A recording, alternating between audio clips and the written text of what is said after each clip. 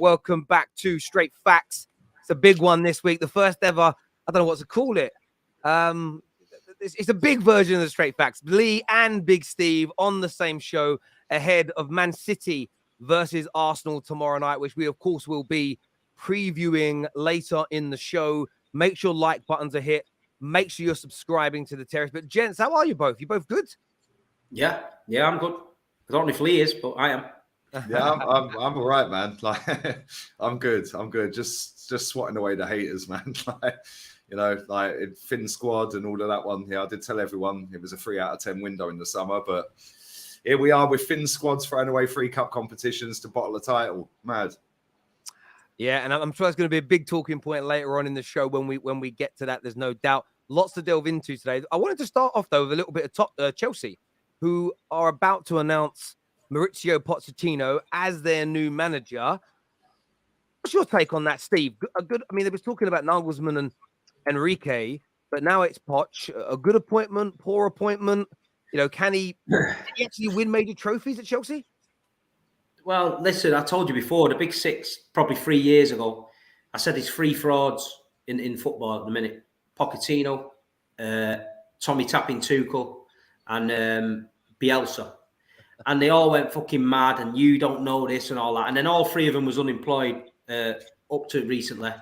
Tommy Tapping, I seen him last week in Germany, went and things haven't changed. He's fucking that up over there.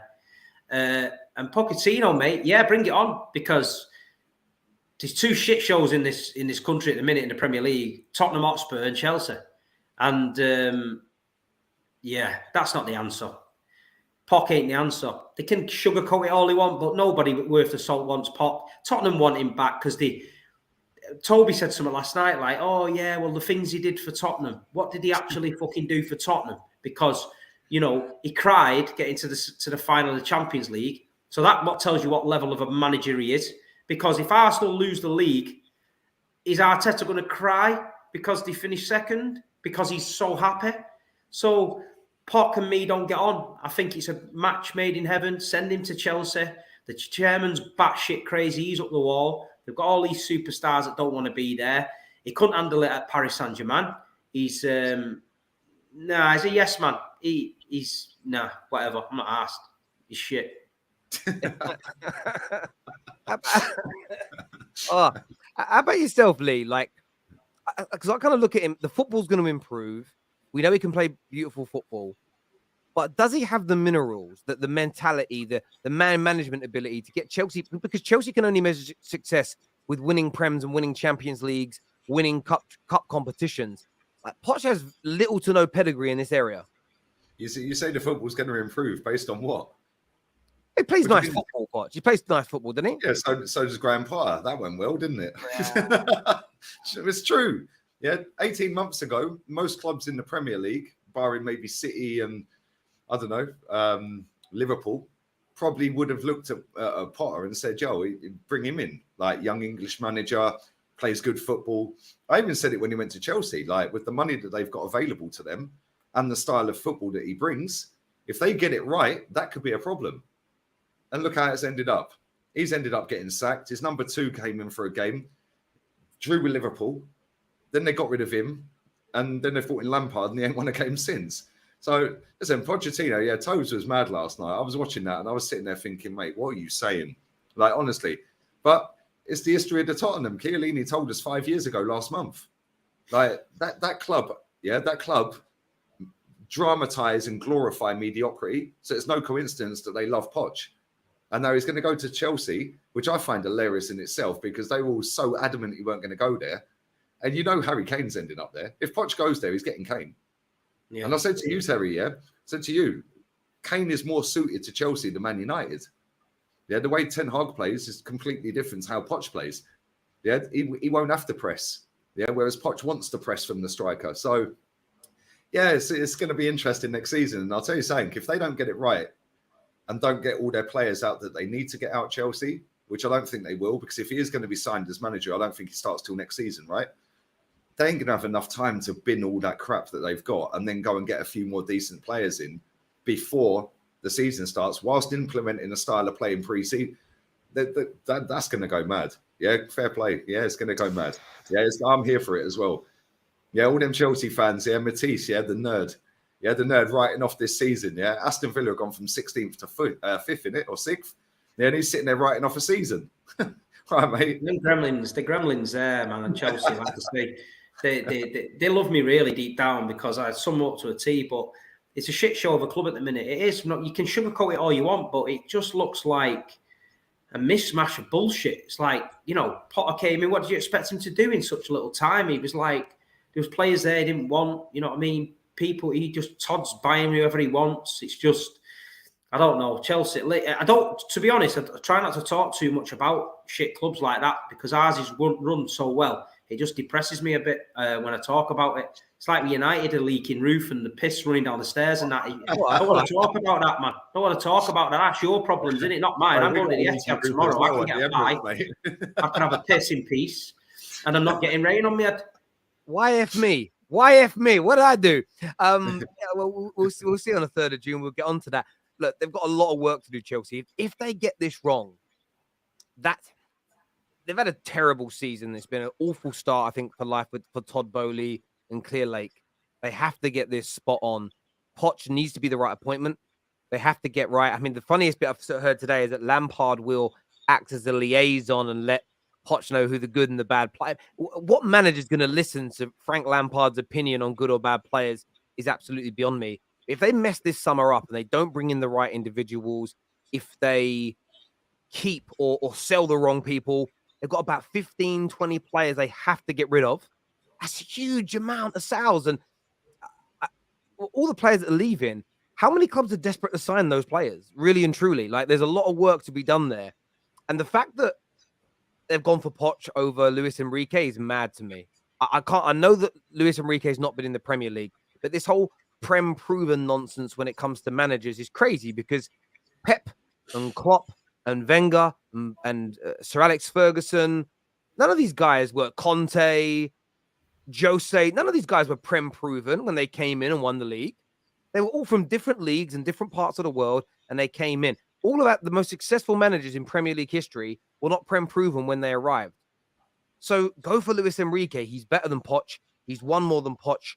Plays his football that is arguably as good. This man's won a treble. This man has won a treble in football. He didn't quite create a Barca team as good as Pep's, but he still created a goddamn brilliant team. I know that Spain didn't do that well at the World Cup, but he's not accountable for their lack of number 9 strikers. You throw a prolific number 9 into that Spain squad, I think they do even better. It's absolutely crazy to me that they've turned him down. I don't think Poch is an awful manager, but I'm not convinced he's got the bottle. And I've got a lot of Chelsea fans who watch the Terrace, and a lot of people will always call me out for you play up to your audience. You say things to keep your audience happy. I don't. I say what I think. And with Poch, this could go well, but I've got a horrible feeling that you're going to be like Spurs were. You're going to play nice football. You're going to look good, but you're not going to seal the deal. It could be friend zone football, no scoring. Do you know what I mean? At the end of the day, you're not going to pick up those trophies with this guy because of what he is. There's a comment here that says Chelsea should have gone for Kompany instead. Nah. Leave him alone, man. Yeah, listen, Vincent Kompany's not stupid. He's not going to take. He's very early in his managerial journey. He can do no wrong at Burnley. He's got them up to the promised land. He's going to have a crack at it there with no pressure. Even if they went straight back down, I don't think anyone would blink an eyelid. But I think he's got plans there, and I think he's happy where he is. I think the bigger picture for Vincent is the Manchester City job. But he won't take the Manchester City job unless he's good enough. And I don't think City would have him unless he's good enough. And at the minute, he's not good enough. If he goes to Chelsea, he'll just fall apart there. And he end up in a managerial wilderness again and having to start again. So I don't think Vinny touches it. I don't think he takes a Tottenham job. So Vinny will be all right at Burnley. He'll win the league tonight. Yeah. You agree with that, Lee? Yeah, 100%. As I said, he was favourite for the Tottenham job. Like, okay, cool. He's done fantastic at Burnley. To turn him around from being like, negative football, boring, just like high long ball football to turn them into literally the Man City of the Championship. Yeah, and we've all seen the clips doing the rounds where he's gone in the dressing room and absolutely fired into people. Like, you know, why would he walk into Chelsea or Tottenham? Like, as much as they might want him, why would he want to do that? Yeah, he's got that whole club in his pocket right now, and he's the boss. Yeah, like, have a go in the Premier League. If he keeps them in the Premier League, mate, he's a hero for Burnley forever, isn't he? Let's be real. Yeah. So, and then after that, it depends what brand of football. Yeah, he's going to get pumped a couple of times next season, but he'll pull out some big results next season if he stays at Burnley. Yeah, with hardly any money spent. Right, let's be real with it. So, yeah, for me, if he's not stupid, man. He's worked under Pep. He's won the title with them. He's won trophies with them. He was the captain for Man City. Why would you want to go to Tottenham or Chelsea right now as a manager? Like, you wouldn't. Just stay doing what you're doing, mate. And next season, a different job might come up. Maybe the Arsenal job might come up. Who knows? Maybe. That's a sure on that one.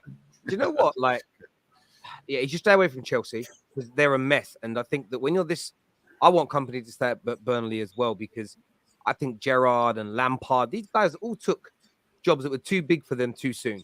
Too much pressure, too much limelight. Even if Kompany gets relegated next year with Burnley will probably keep him. They did that with Sean Dyche first time round. This is when, you know, he's cutting his teeth, he's learning his game. But he should stay away from Tottenham for different reasons, because that club is that I think Chelsea can get this right and Chelsea can turn things around. They've got to get it right to do that, but I think they can. I look at Tottenham. You know, messages from Daniel are crazy. Battered at the weekend by Newcastle. I mean, I thought the game at the weekend for Spurs was out of this world embarrassing. And now Vincent Kompany has basically come out and said, I don't want the Tottenham job. Imagine being rejected by Vincent Kompany. Because for me, Spurs should be an attractive proposition with that stadium. There should be an attractive proposition with the money that they've got. But everyone's saying no to them. It's not attractive, though, is it? Look from the outside in. Conte couldn't wait to get the fuck out of there, rapido. He had no love for the club. You can have the best stadium in the world, the shiniest floodlights, and the fucking longest hot dogs. But if you've got that mentality around the club, like, look at Mourinho in that documentary. The place was fucking shite, man. That Son was limping off in training because somebody kicked him. And that Danny Rose was turning up and thinking he was the bollocks and wanted to do this and that. The whole place just, he's not right. Dele Alli as well. So as an outside looking in, you're not touching. If you're a young, up-and-coming manager cutting his teeth in the game, and you know and you're confident in your own ability, you've got to make the right decisions. If you make a wrong decision and go for the glory and the hot dogs, and you end up shite, you end up back to square one. It's your fault. And Vincent Kompany is a very intelligent man. He's a captain of Man City, and you hear him speak. He's intelligent. And at the end of the day, you live and die by your decisions in the managerial world. And I don't think he's in any rush to jump into a big job. He's going to cut his teeth low down with Burnley. What he's done this season is fantastic. And I think Vincent Kompany, I think some of these clubs are getting desperate now. Like you say, you know, Graham Potter might be a good fit for Spurs, in my opinion. Brendan Rodgers, that's who they're going to end up with. I know, but they always keep on with him, didn't it? But I don't know. I think that these bigger problems at Tottenham, you've had managers like Mourinho, couldn't get a tune out of him. You've had Conte in, he looked depressed. You know, you only have to look at Toby. I mean, Toby's been my friend for about 6 or 7 years. The guy's always walking around in a dressing gown and a pina colada. That's just a Tottenham way, man. Mate, all them Spurs fans are hilarious. Henry was out here. Yeah, Expressions was in Dubai. Yeah, Toby went to Kenya. They've all given up, mate. The whole lot of them, they've given up on their club, man. It's mad. Yeah. And you got Daniel Levy coming out with a statement after he sacked Stellini. And at the bottom, he put, "Come on, you Spurs, Daniel." I mean, come on. Have some shame. Yeah, have some shame. The players have come out to, apparently there's a statement doing the rounds that the players are going to reimburse the fans that went to Newcastle. Mate, them fans that went to Newcastle should have been on the pitch. Yeah, they should have been rioting. Like, it's a disgrace. That club's a shambles, man. Yeah, and people try and shoehorn us into we're rivals with that lot. No, we ain't. But 12 months ago, the picture was different. You know, you was getting a lot of Arsenal fans who were like looking at Spurs going, how can Tottenham have a manager like Conte and we've got Arteta? How can Tottenham do this and we can't do this? And then all of a sudden, in 12 months' time, it just flipped 360. And it's like, that's how fast things can change in football. Mate, it can. And that's the crazy thing. I had a big debate the other day about United and saying that we've overachieved this season. not we're overachieving as a club. We know that we're not. But this season, people predicting us coming 7th, 8th, 9th, 10th, who wouldn't win anything. Ten Hag wouldn't have an impact. And we did. Arsenal, what Arsenal have done this year, what Newcastle have done, nobody predicted what's going on right now in terms of barring City being in the title race. Everybody's predictions at the beginning of the season about who would be in title races, who would make top 4, who'd be winning the trophies. Everybody got it wrong. Nobody's right. Nobody predicted what's happening now, barring City being where they are and having an opportunity to do a treble. And Spurs have just fallen off. But what we do know, though, and I will say this about a lot of Spurs fans, I'm friends with a lot. My dad's a Spurs fan. If they have a good summer in the window, they'll be back to talking. They'll be back to saying they're going to finish above X, Y, and Z. Their chest will grow again. They will have a boob job in the summer, 110%, if they sign 2 or 3 players and if the media big it up. They won't keep. And then what you'll find when they flop again, you'll get to March and April. Then it will be, we knew the squad was weak. The owners are bad. We knew we would fail. Their pattern every year is unbelievable. The best thing they can do, Terry, is get rid of Son and get rid of Kane and start again. Because if you look at Napoli, for example, they got rid of Insigne, they got rid of Koulibaly, they got rid of loads of other players. Yeah, and look at them now. Yeah, it's almost like the shackles are off and they can go and do what they want. Harry Kane's a problem. Yeah, number one, he's got a serial loser mentality, hence why he's still there for all these years. Because if he had any balls, he would have left years ago. Yeah, and then when Daniel Levy was saying he's not leaving and I'm going to fine you week's wages every week, well, cool, you're only fining me what I'm due later down the road. I'm a multi-millionaire, got a massive house, got loads of money. You're not finding me from what's in my bank balance, mate. He could have quite easily got out of there if he wanted to. Yeah, but they need to get rid of him. Get rid of him, get rid of Son. The problem they've got is like 30% of their fan base is South Korean. Yeah, so they can't. It's insane. It's insane when you go to Tottenham. When you're around that stadium, I said it once on the Big Six. I said, that Son must have earned that club millions. They were stood outside the away end, the South Korean fans, offering £300-400 for your ticket to go in. We got in the City away end and stood there, and somebody must have took the offer up and sold it. And just 2 minutes into the game, 2 South Korean guys in front of me just got a banner out, "We love you, Son," in the City end. So that's how desperate it was to get in there. To see, we get beat at Tottenham every season. So next season, if there's any South Korean dudes that want my ticket, message me or DM me. I'll sell it, no problem. I'll watch it in the boozer across the road. Yeah, I mean, he is a big. They have just run their club. Like Poch kind of got them. He didn't overachieve per se, but getting into the Champions League, 1 title push. He made them more attractive. Yeah, he did. He made them more attractive. But that was also good for a time where Man United and Arsenal had fallen off completely, as an example. No disrespect to Man City, you're on the rise. You don't have the same national or international fan base as the Man Uniteds and the Arsenals that were falling off. So the media needed another sweetheart, another team with a good fan base. And I think they gassed them up so much to a point where people stopped looking at what was actually going on behind the scenes at Tottenham. And that was, and listen, Enoch and Daniel Levy are in this for the same reasons that the Glazers are in it with Man United. It's to long-term sell the club for billions of pounds and lots of profit. And they're doing a phenomenal job at getting that done. And the difference is the difference in money between coming third and first. You're only talking 15-20 million pound additional income as a business. But if you've got to spend 300 or 400 million pounds to get there, what's the point? Like as a business, that it makes no sense for them to spend to win. It absolutely doesn't. It makes there's no odds in that for them at all. Is that their fault, or is that the way the system's set up? Because I said to you the other day, Terry, Man United could do a cup double this season and win 7 million for the 2 cups. Yeah, that's pathetic. Southampton to finish bottom and get 140 for getting relegated. Yeah, that's upside down. Yeah, and then that's why so many teams down in the bottom of the league and in the Championship, they don't even bother to try and enter these cup competitions. They just field weakened sides. Like to get in the playoff final, yeah, you'll win more money winning that playoff final than the Premier League winner. How's that even right? Like, it's all backwards and upside down. Champions League, to get in the Champions League is what, 80 mil if you finish 4th. Yeah, plus every win in the Champions League, 7 mil. Every draw you get about 5 mil, and a loss I think you get a couple of mil.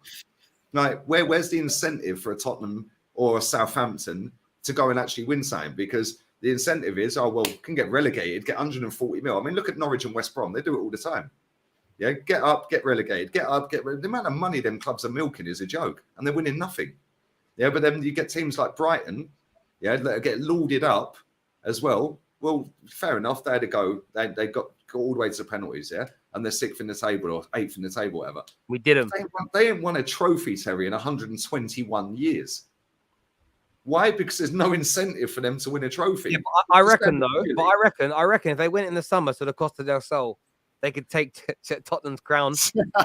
They could take that, couldn't they? They might get the Ipswich and Norwich Hospital trophy as well. Do you know what I mean? People didn't believe me, man. People didn't believe me about I that. can't believe that's on their website. That's embarrassing, man. Like the Norwich Hospital trophy or something. Like, come on, turn it. The Costa del Sol Cup is on there. Steve showed it to us. I couldn't believe it. But I get you. The money. Football is all about making money now. But then I blame fans because we suck on this team. We've bought into it. We get knocked out of Carabao Cups and FA Cups and play it down like it's meaningless and over celebrate. The only reason I celebrate being in the top 4 genuinely is if I believe my team can win it. So when we made it into the Champions League in Jose's first season, I really thought we were going to go on to another level the next year and maybe be able to challenge for it. This year, I want to be in it because I believe Ten Hag can get us to another level and maybe win it. But if you don't believe your team can win the Champions League, there is nothing to celebrate about being in it. All that's going to happen is you're going to be embarrassed at some point next year by superior teams. But what they've done is, of course, this is why I say the media are culpable and so are fans, because the media have done this and Sky did it for years. Sky built the champion. I'd rather be in the Champions League than win a trophy. Now, they may not use those direct words, but it's what they imply. No, Wenger said top 4's a trophy over better than the FA Cup and the League Cup. Well, and then fans then use it as an excuse. I've seen it this year. Oh, United haven't had a good year just because you won a Carabao Cup. But we won a damn trophy. That's a good year as far as I'm concerned. It's the only thing when you get into debates with fans about your club, the only thing you ever bring up is trophies. Suddenly, trophies are not important. It's crazy. And I do think when I say fans are accountable, from my perspective, I look at it very much from the point of view of fans can push back. I think there's a bit of a lag on the stream. A few people are saying, just refresh your stream if you've got any problems. There's no issues my end as far as I can see. My stream's working just fine. So I'm not too sure what's happening with you guys, but yeah, my internet's fine. Refresh and it should come back to you. There shouldn't be any problems. There we go. A lot of people saying it's back now. Yeah, just refresh your stream and do that. But yeah, Spurs are in an absolute mess right now. And imagine Brendan Rodgers. I don't know. They're not making Brendan Rodgers, mate. That's a marriage made in heaven. Yeah, because he ain't that good. But he'll get them playing tippy-tappy football. They'll be up there challenging for top 4 again, but it'll be a better style of play. Yeah, and if they're not going to go and bother trying to win the Premier League by doing what's required financially, then, well, at least they're going to see a couple of 5-0s and a couple of 4-0s and 5-1s. It's better than watching them getting banged every week, isn't it? Yeah, and he's cheap enough. He'll probably be cheaper than Enrique, Nagelsmann. Like, Kompany don't want it. Who else are they going to go for? Potter?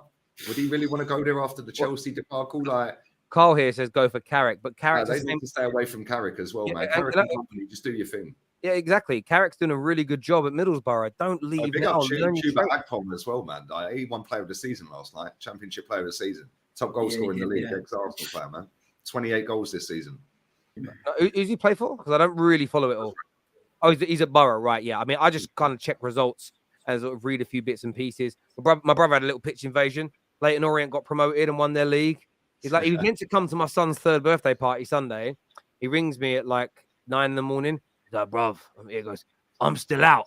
I'm still out. He didn't go home. So he goes, I can't come. I was like, all right, fair enough. Look after yourself, bruv, and have a good time. But do you guys think that Newcastle are going to kind of replace Tottenham in terms of the top 6 as people refer to it, the big 6 as people refer to it, a Champions League contender?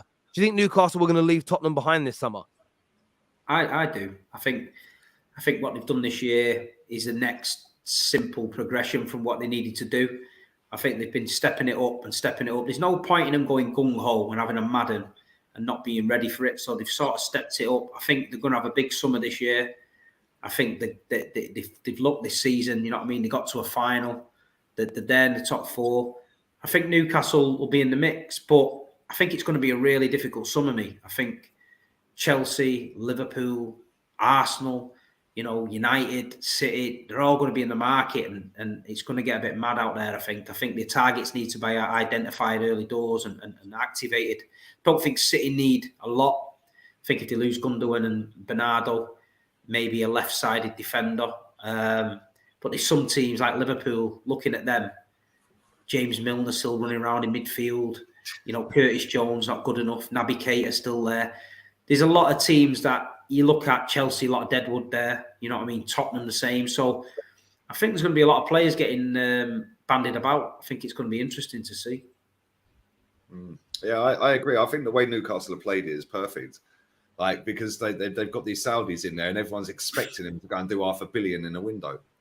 Yeah, and then try and balance the books over the next 3 years. It don't work like that, especially when you're not massive globally, right? They're massive in Newcastle and people know of them globally, but they're not a Man United, they're not an Arsenal. They ain't gonna have that income coming in.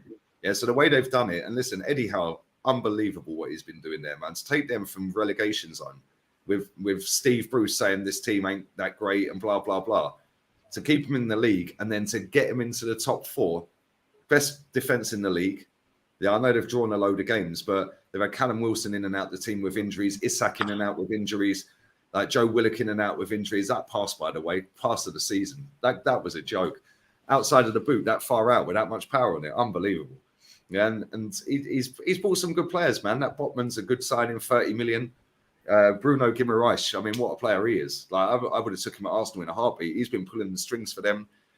They've got the foundations there now, man, and it's where they go from here. Because I don't think, like Steve said, I don't think they'll throw stupid money in the summer. I think they'll go and do maybe 150, 200 mil, 3 or 4 players. Yeah, and the next progression is now, can we stay in that Champions League? Can we stay again next season? Can we get to a cup final and win it this time? Yeah, and I think that's got to be their aim next season, win something and get back in the Champions League again. They're not going to go for a title. The owners of the club even came out and said it's a 5-10 year plan. Yeah, and their fans accept that. They had Mike Ashley sitting there rinsing that football club, doing nothing apart from getting his belly out and down in 10 pints a game. Like he's got some thick skin, though. I can't lie. Yeah, they were booing him every single week. He'd just sit there down in his pints, couldn't care less. But yeah, they're doing well, man. I like Newcastle. They're doing the infrastructure as well. They're going to redo the training ground and they're going to set up, as well. The football, Newcastle football group, and probably buy teams abroad. They're basically going to look at the way Man City did it. I know that she's been to Man City's training ground facilities and all that, and had a look around that. So, listen, them Arab businessmen, they know what they're doing. You know what I mean? They'll have a plan. Things get done. Man City just announced a new hotel development and all the new expansion and souvenir shop and the concert stadium and all that's being built there. They don't stand still. You know what I mean? They're always moving. The souvenir shop they built is mint. That's coming down. They're going to build another one. So when it's outdated, it's going to be up about 8 years. So, it is what it is. They keep moving all the time. They're ahead of the curve. And I think Newcastle will be the same. Yeah, I agree, man. I like Newcastle, man. For me, that's up there as the best away trip. Like that and Palace. Yeah, they need to get some lifts in the away end now. Last time I went there, Steve, yeah, right, I was 18 flights of stairs up, and then I was row Z, right at the very top. Mental. They're like, the players are like little ants running around on the pitch. You can hardly see them, man. Yeah, do you know what though? To be fair, that day Xhaka and Mesut Ozil scored. I couldn't believe it. I was like, both of them scored that day. Do you know what's mad about? Like, the way where Newcastle put their away fans, I don't understand why more clubs don't do it. I don't understand why. I know that it's not always plausible, but you should have your away fans. In Spain, they do this. I've never been to a Spanish ground where they don't stick you in the gods. So your fans, so you can't make any noise, you can't make any atmosphere. Newcastle get it right. Like they put you in the right place. Why they do that though? I think in England you're not allowed to do that. Yeah, I'm sure there's a ruling or a law that says you're not allowed to do that. The only reason Newcastle do it is because of the amount of disabled fans that go to watch Newcastle. Right. And I'm not even taking the piss. That is genuine. They've got a lot of disabled fans that are wheelchair access and stuff like that. Right. So they have to put that many away fans somewhere else because that's like the only way the only end they can put them in. Yeah, and that end is like a family enclosure and the disabled enclosure. So that makes sense. Okay, that makes sense to me because Man Maybe United. I've got that completely wrong. No, Well, mate, 99 quid. I'll take your. No, I'll take there's definitely a rule, man. There's definitely a rule. I've seen it. Yeah, there's definitely a rule about it. You've got to have away supporters near the pitch side or something like that. I've seen it. That's why City do all three in like a sliver down the middle, down the side. But then for Carabao Cups and things, they give them the top tiers. But it doesn't work for me. That I think the atmosphere, because we're the South Stand at City and we're supposed to be the singing section. If the fans are above us, right, it's mad. You can't hear them because they're above you. Yeah. You can't hear them. If they're alongside you, you can banter with them and get it going. Because people have said to me, "Did you hear the Arsenal fans in the cup?" And I was like, "No." And then when I went home and I put it on and watched the match again, all you could hear was Arsenal. But because I'm literally where you are at the ground, yeah. I couldn't hear him, and it's mad. And I had a guy say it to me the other week. He said, "I've got a good seat, but I'm underneath the stand," and said anything above me, I can't hear it. The chants, it's weird. My little brother always used to like, Old Trafford, bad atmosphere, and I'm like, well, come with me to a game. So at the time, me and my ex-wife, we had 2 season tickets. She didn't come. I took my brother with me. He's in the stand. About 10 minutes into the game, he's like, crazy noisy in here, innit? I said, yeah. You just don't hear it a lot of the time. Stretford End's always noisy. Everybody stands up. Being at games and watching on TV, whether it's the football, the noisy atmosphere, the whole experience is different, and people have got to get themselves to some games. There's no doubt. We have some super chats here. First one says, "Big up you three in regards to Poch. I think it could work with developing the youth, and when they are ready to win, you get the next top tier coach." Do you know what's mad about that? I don't think it should take clubs like Chelsea, Man United 3 or 4 years to start winning. I think inside a year or two, you should be, with the amount of money we spend, you should be ready to compete. It shouldn't be taken to it. You shouldn't be. I don't think you should be thinking, Anton, we'll have Poch for 3 years to get us ready to win, and then we'll bring in a world-class manager. I think the man's got to be able to do it. How to ruin a football club in 1 year? That should be a movie. Let's make a movie on that. Is it like how to lose a man in 10 days or how to lose a woman in 10 days? A movie, Matthew McConaughey. So you've got a girlfriend, Terry. Always. Terry, you always say if it goes wrong at Chelsea, why do you never ask if it goes right? Poch develops players, which is what we need right now. I said it on my video earlier on today that you'll play better football, in my opinion. You'll develop the young players. I think you'll get. I was going to say he's going to get a lot out of Reece James. That man's got to have another hamstring operation. He's running the risk really of doing a bit of a Michael Owen really in terms of his body letting him down. But Poch will do some really good things with you. I'm just not convinced he's good enough to win you a Premier League or a Champions League. And in the cold, hard light of day, that's how Chelsea judge their team and their managers. At the end, maybe not season 1, but by season 2, season 3, if you're not winning or at least challenging for those titles, it's failure for me.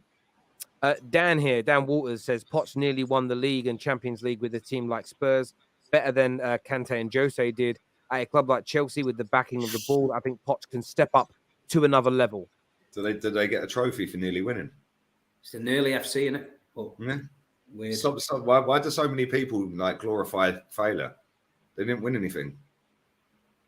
None of them managers have won anything at Tottenham. The last one to win a trophy at Tottenham was one day Ramos. Yeah. Yeah, and before that it was George Graham. Like this is mad. Like it's crazy. Why are we glorifying this, man? Come on. He didn't win it. Nearly this, nearly that. That club somebody put in the chat before Pochettino got to the same amount of finals as Pep in the Champions. Mad. There we go. This is from Billy Welch, who says, from a United fan, these two, I think you still wait YouTube, by the way, have perfect mentalities, high standards, want to make the league better, and are proven right time after time from results. That's big enough. So that's a nice compliment being paid there. Viewers, make sure you're smashing the like button. Share this across your social media platforms and encourage your followers, encourage your people to come and follow us and give us a little watch and a listen. We obviously know Man United have made the FA Cup final. Go toilet, tell you. No worries. Obviously made the FA Cup final at the weekend. Obviously, I'm very excited about the prospect of going up against you. But I've heard there's a few Liverpool fans in the last few days who are out and about and they are stating and they are saying, Steve, that they are going to catch Man United in the league table. Can you see that happening? I don't know. I don't even know what points they're on. I'm only focusing on Man City, Arsenal at the minute. I've got a job to do. Tunnel focus on Man City and the title. No disrespect, but what goes on below me, especially with you lot, I'm not really asked about. I get that. So they're in the league, right? Just to let you know, they are 9 points behind us, and we have a game in hand over them. Nah, you should hold it down, I think. I agree. Liverpool fans have really come for Man United in the last few days that they're going to catch us. They're also saying not only Liverpool saying they're going to catch Man United this season, they're also saying that we haven't achieved anything or we haven't overachieved. We're underachieved this season, Lee. Would you agree that Man United this season, year one under our manager, have underachieved? Is this the same fan base that tried to? Like, we're talking the same club. Like, we're wheeling out Jordan Henderson in some big parade, like he was at the Oscars or something. Like, get in the bin. Yeah, mate. Like, Man United have not won a title in what, 10 years? Correct. 11 years. 10, 11 years. 10 years this year. Man United have been in the doldrums for a decade. Liverpool were there for 3 decades. Yes, they were nicking the odd Champions League every now and again. They were nicking the odd cup every now and again. That's kind of what you lot have been doing. Yeah, the audacity of some of these Liverpool fans. I ain't really got no beef with Liverpool. I ain't got drama with Liverpool at all. Yeah, but some of their fan base, mate, are so deluded. It's like they're Tottenham fans. Like, they over egg everything. Like, James Milner's still running around 37 years old, and they're begging to keep him. Yeah, like, it's crazy. It is. It's crazy. You got Oxlade-Chamberlain there. Like, this monster mentality in that. Where's it been all season? Like, the fact that you've won a trophy and they ain't, you've had a better season. That's it. If we don't win the league, you've had a better season. Yeah, and listen, I've seen a lot of people saying, yeah, but the League Cup, it's only the crap League Cup. I don't care about the League Cup. Yeah, that's cool. Yeah, but I do. And if nobody cares about the League Cup, why do we all sit and watch it then? Because I was there at Wembley when Man City beat us. Yeah, Aguero chipping the goalkeeper from the goal kick. Like, we were there. I think anyone that goes to these League Cup finals, like Saeed and that, we were bantering on the Big Six when City was winning the Carabao every year, and he's like, yeah, it's just a Carabao and that. And then Bruce Khan was the same. And then when he won it, he was like, you know what, I had a great day at Wembley. And I'm like, well, there you go. You can't disrespect these cup competitions because these lower league teams that would give their right arm to get to one of them finals. And at the end of the day, a trophy's a trophy. No better feeling. You take the kids, whatever, you watch the team. I always remember that day. I remember when we beat Chelsea. Conte was Chelsea manager. And me, Ola, my mate Sam, we were all there, Kenny Ken. And we went in there and Chelsea had just won the league, like record-breaking wins at that point in the Premier League season. And we were like, we got no hope here. Now, nowhere, we've ended up winning the cup again. It's like, I'll never forget that day. Yeah? Who gives a toss about how many times we finished 4th? Like real talk. Like, all these fans that put top 4 over the Carabao Cup. But again, this is only an English-supported football team that does this. In Spain, we're in the final with them. Like, Barcelona have won 1 in the last 5, I think, because they have bigger fish to fry. They go for the bigger trophies. I get that. So these little smaller clubs like Sevilla, Valencia, they'll have a go in Europe. They'll have a go for the cups in their domestic leagues. Yeah, because they understand that we ain't going to compete with Madrid. We got nowhere near the income. So we'll actually have a go at these cups. And that's why I look at teams like Tottenham, West Ham, Everton, Aston Villa. I mean, these are big, decent-sized football clubs. They've just been in these competitions. Big up West Ham this season because they're having a go in the conference. But they just throw these cups away and go, I don't matter, it's the League Cup. What do you mean don't matter? You ain't won nothing. It's mad. Only in this country, man. Frankfurt are the current Europa League holders.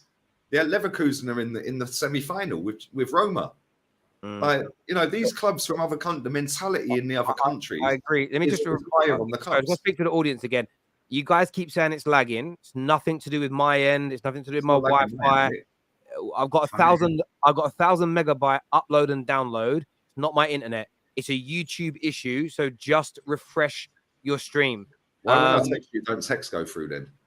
But yeah, from my point of view, it's not. There's nothing we can do. It's YouTube having problems today. It's not it's not StreamYard. It's YouTube. So just refresh it, please, people.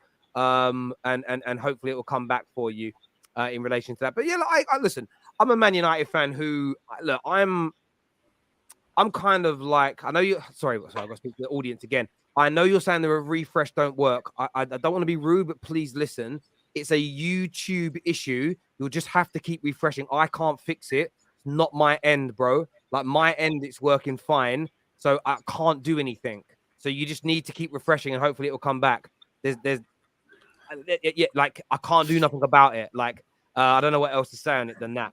And I know that's what you say. It's working now. It's a YouTube issue, not a Terry Fleur's football terrace issue. There's nothing I can do.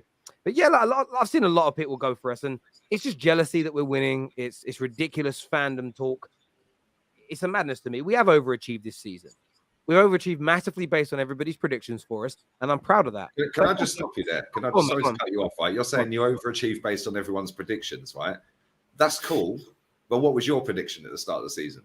No, because it don't matter what anyone else says. It's what you think from the start of the season. And then based on what you're witnessing throughout the season, your expectations will change. So I predicted us coming around 7th, 8th. Okay. So yeah, 4th, 3rd, 4th, overachieved with a trophy. With a trophy, with an FA Cup final, but I can't find a pundit or a content creator that predicted us coming higher than 5th and winning a trophy. So again, based on everybody's expectations, we've overachieved this season. We're playing better football. We've progressed more. We've won something. We're in an FA Cup final with Man City. We should make the top 4 from this point. From my perspective, it's a good start. And let's be real. Don't forget, you was in the title race for 3 days. Twice, not according to me, but yeah. Twice. No, but do you know what? You're right. The quad was on. Remember the quad that got mentioned? The quad was on. then the fake treble. You know what I mean? Treble was on. Listen, for me, it's hard for me to listen to any Man United fan tell me they've overachieved, because I've been told for so many years that we're Man United and we're so superior to everyone else. And you've spent 1.5 billion. Yeah, not won a Premier League. You signed Ronaldo, you've signed Anthony, you've signed all these great players. He's had the players he wanted to buy, and I just think he's done what he would have thought he would do. I think he's wanted to get Champions League and win a trophy, and I think he's done it. You had Ralph Ragnick knocking about the other year, should never been anywhere near the club. You had Ollie before that, who was well out of his depth. So I just think Man United have finally achieved a level of standards that Man United should be used to. And I think Ten Hag, he came in saying a lot of nonsense about eras coming to an end and all that. He's put his money where his mouth is a little bit. He's won a trophy. He's got to an FA Cup final.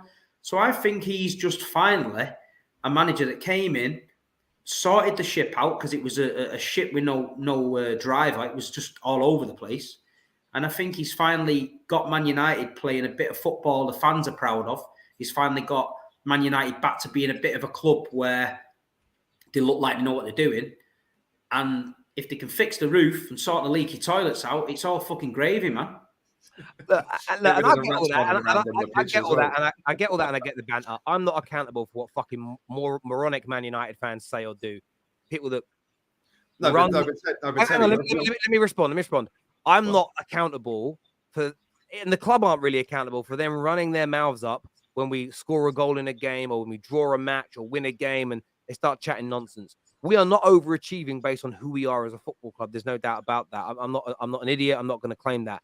But what we have achieved this season is above and beyond what 99.9% of people expected year one under the manager.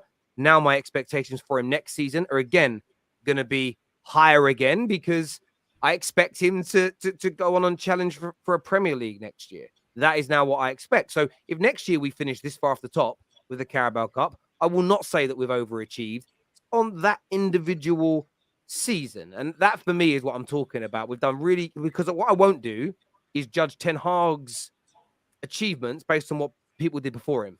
Because that for me is absolutely crazy. He is not accountable for what Ralph did, what Ollie did, what Jose did, the money we wasted. He isn't accountable for the roof leaking or anything like that. I'm judging what Erik Ten Hag does based on how long he's been here. And in the 10 months he's been here, we've progressed massively. We've won a trophy. So I can't judge. I think I have to be able to ring fence him from the overall club, because you've got to be challenging for the title next year in the Champions League. I agree. And I think we will. And I've said it. I say it with chest. If we keep as long as we buy right in the summer, and we have to improve this squad, it isn't deep enough.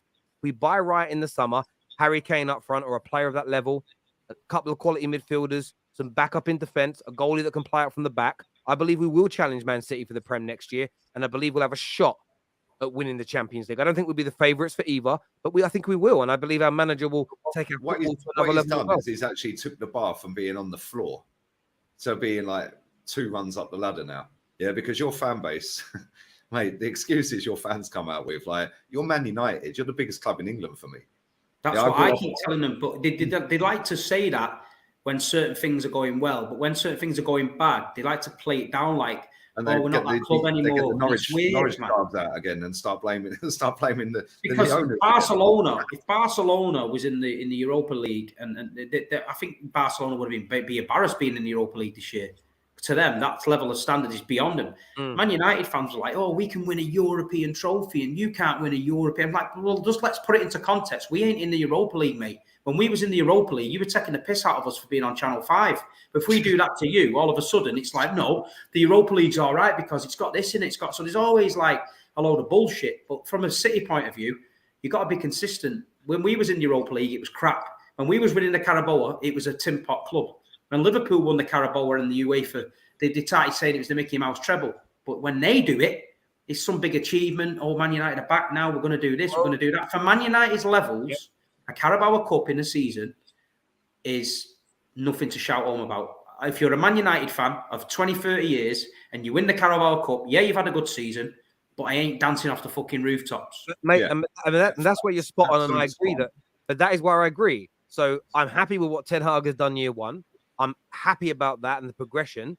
But as a Man United fan, I don't want to be in the Europa League. I want to win it when I'm in it. And that's why I was angry when we went out, because we should be winning it based on who we are as a football club. And people will say the old cliche, you have no God-given right to win. No, we don't. But with what we've spent in the last decade, I expect us to be challenging. However, I can't accumulate all of that spend in the last 10 years and put all that pressure on Ten Hag year one. If you look at the players because he's got to undo that mess that we're being slagged off for creating. And for me, that context is always removed from the new manager. If you've been a mess for 10 years, I don't expect the new manager to fix it all straight away. You know, it's going to take some time to get done. However, the progression we made year one, I expect the same level of progression in year two, which means if he doesn't challenge for a title next season, at the end of that season, let's say he wins nothing, but he comes second. Let's say he does what Arteta's doing this season, running away, playing well, 8 points clear, and then don't end up winning anything. Yeah, because we might not end up winning anything. Would you then say, well, actually, yeah, get him out? Or would you be saying, because the standards of Man United are way up, or should be way above Arsenal? I'll answer. If Man United next season are 8 points clear with 10 games to go, with spending another 200-300 million in the summer and we bottle it, his neck is on the line. Of course it is. Of course it is. You know, because what he won't have is KJ clip that. A huge amount of course his neck will be on the line. Of course you have to question it. You know me, I won't change my tune for my manager compared to everybody else. Context is going to be key in that circumstance. But I don't see us throwing away other cup competitions and saying, right, bigger fish to fry, we'll try and win everything. You can't win everything every single year. I want to see progression. I want to see the trajectory moving forward. But if we're 8 points clear and we bottle it with 7-8 games to go, of course his neck's on the line. Of course he's going to come under scrutiny. And I'm not just going to sit there and go, well, he won us the Carabao Cup last year, so let's leave him alone. That's not how I operate. Like, for me, the standards have to be high if we're ever going to get back to winning trophies, because the two managers that delivered all that success had set the standard in this country for standards in football. So yeah, for me, 110%. Comment here says, okay, we'll come to that in a second. Yes, Big Steve. Hope to see you back with Turkish and the original boys when City win the league.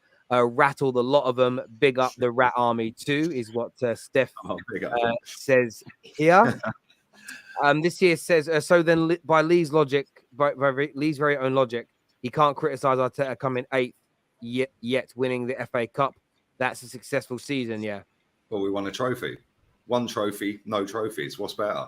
And I didn't criticize him for winning the FA Cup. I actually enjoyed it, celebrated it, and said, well done to him. What I do criticize, is he's done nearly £500 million. He's in his third full season. Apparently, it was a toxic dressing room. And we can only have the fans on side and you can't criticize anything. He's got rid of all the players that won that pretty much.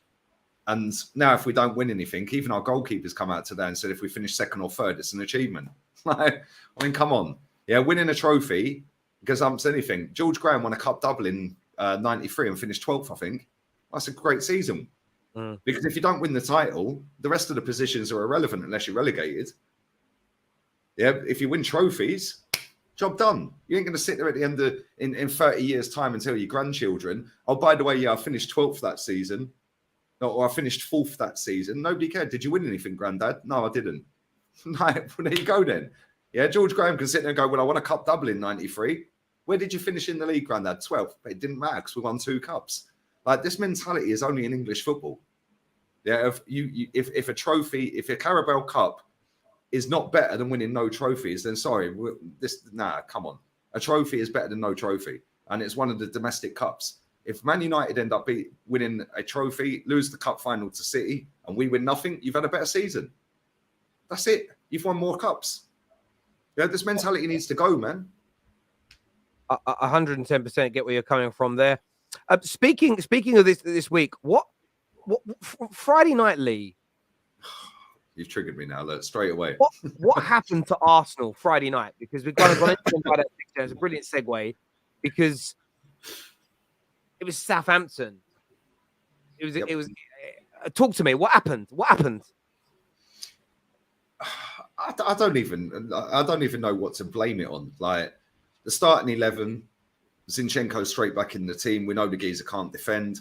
When I see the starting 11, I see Fabio Vieira stood in front of him, and I'm like, okay, that's Theo Walcott's side. Like, that's not looking great. You know, there's certain games Zinchenko's been brilliant, fantastic, but he's never in the frame when we concede a goal. And then one time he was not marking his man. But we start the game, and I said all week, I said, if we concede 1 goal to that lot, I'm going to go mad. Yeah, because they are bottom for a reason. We've conceded 2 2-goal leads against West Ham and Liverpool. And we're not Southampton. We should be going to Anfield and being 2-0 up, win the game. Yeah, you're 2-0 up. You close that game out. And the manager has to take responsibility for that at Anfield. He brought Kivior on instead of Jorginho. Well, why did we sign Jorginho then? Like for big game experience when you leave him on the bench. West Ham, unbelievable football again for 10 minutes. And all of a sudden it was like, oh, that's easy, job done. Thomas Partey trying to do flicks over Rice's head. And all of a sudden we're on the back foot. So after that, I'm thinking, right, well, we've come out of all the cups. We've got 1 week per game, or a game per week, sorry. Go out there and slap them 4-5-0. And in 30 seconds, Aaron Ramsdale's just, I don't know whether he's believing his own hype. I don't know whether it's arrogance. I don't think it's nerves, because if it's nerves, he just shanks it straight up the pitch. Instead, he's trying to pick out a pass that weren't on. Yeah, maybe that's because he believes in his ability. Maybe it's because, you know, I don't know what I pinned that on, yeah. But after you go 1-0 down, you've got to see a response. And there was no response, mate. We were getting bullied, man. That Lavia kid's 19, absolutely run our midfield ragged. 19-year-old running our midfield into the ground. Martin Odegaard disappeared. Yeah, and then all of a sudden he rallies around in the last minute, scores a goal, jumps up and down waving his arms, and oh yeah, he rallied the troops. No, he didn't. Where was he for 89 minutes? Kosaka dropping a stinker. Again, 3 games in a row, but you're not allowed to say that. He's star boy. Yeah, he shouldn't have started. Where's Trossard? Like, player of the month for March, ain't seen him again in April. Like, why? Like, some of his substitutions have got to be questioned. Some of his starting 11s. People are blaming Rob Holding, like, for the collapse, but I ain't blaming Rob Holding. Like, Rob Holding, you can pin maybe the 3rd goal on him as well. He missed the header off the corner, and then Zinchenko stopped watching the guy and watched the ball.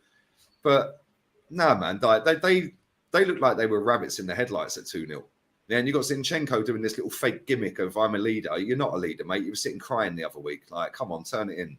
Yeah, he's a good player, Zinchenko, but he ain't a defender. He was a number 10 before Pep signed him. Like, so that's why his short passing game is really good. But there has to be accountability here, right? And, you know, getting out of there with a draw, we didn't deserve nothing. Let's be real with it. Like, we're going 2-1 at half time, and we're thinking, right, let's go out there and hammer them now. Hammer them. And we go out there and bang, concede a 3rd goal. And it's like, would you actually want to win the title? Like, you should not, after the 2 games that we cocked up in, like the Liverpool one, I've seen loads of people throw it in the bin. Yeah, cool, whatever.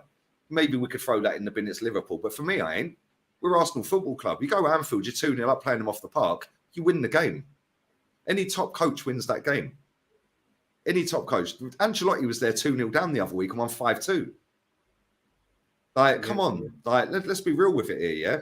Like Chelsea, with their interim manager, got a draw at Stamford Bridge with that lot. Chelsea kept a clean sheet against that lot. I know it was at Stamford Bridge and not Anfield, but come on, we battered them for 40 minutes. Then you go West Ham a week later, play them off the park for 10 minutes. We're thinking, my whole chat was lighting up. What's the record score in the Premier League? Because we're going to beat this today. Like, all of a sudden, we're 2-2 and hanging on for dear life. So then you go, right, what have they done all week on the training ground? Yeah. Zinchenko back in, Vieira in. Well, where's Jorginho? You need a bit of experience, big games, like third in Ballon d'Or. Apparently he's fantastic. Dressed up as this amazing signing. Well, where was he then? Because he didn't even come on.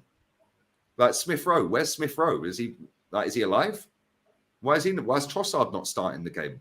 Like, too many of our big players in the last 3 games have shrunk. Yeah, Saka has been awful for 3 games. Odegaard's been awful for 3 games. Thomas Partey, Zinchenko's only played 2 of the 3. He's been at fault for 2 of the goals against Southampton. He was at fault for both of the goals, in my opinion, at Anfield. You're getting nuts by Trent. Yeah, you're not even in the picture for the first goal that Salah scored. Like, you know, sometimes I look at it and I think, like, the transfer window has come back to haunt us. I said in the summer, I rated... Oh, 100%, mate. I rated that transfer window. The summer or the January one? Both. I rated the summer window a 3 out of 10 or a 4 out of 10. And people were telling me, oh, you're negative. We signed Jesus and Zinchenko. And I'm like, we need a centre back because Rob Holding ain't good enough. We need a right back because Cedric ain't good enough. We need a winger because Saka can't do it on his ones all season. And we need another striker and maybe another midfielder. And everyone's going, oh, you're negative. Oh, no, just enjoy it. We're top. Then it comes to the World Cup. We're still top. We're playing great. We're looking fantastic. And I'm saying, right, now we'll see how much Arsenal want it. And we go and sign Trossard. And I'm like, wow, baller, rated him for time. And then we go and sign a Polish kid I've never heard of. That was weird. That's a summer signing, not a winter signing. And then we go and sign Jorginho after chasing Caicedo and keeping good relationships with Brighton. Mate, would Real Madrid keep good relationship with Brighton? Let's say, how much do you want? We'll fucking pay it. Yeah, and if that's going to be the difference between winning a title and not winning a title, bang, we're paying it. Yeah, and then you have to take in his tactics at times and his subs. Like at Anfield, his subs were a joke. Didn't bring Tierney on until the 89th minute. Mate, I was crying out for him at half time. I said, right, we're 2-1 up. Zinchenko's never in defence. Let's get him off, get a left back, an orthodox left back in there to cover Trent and cover Salah. Didn't do it. Then he brings him on. Mate, embarrassing. West Ham, again, like you need some legs in midfield. You need a bit of oomph in midfield. And then he brings Jorginho on in that game. And I'm like, mate, you've done it back to front. So we were getting overrun. Like, nobody was sat on Alcantara up at Anfield when he came on. Why?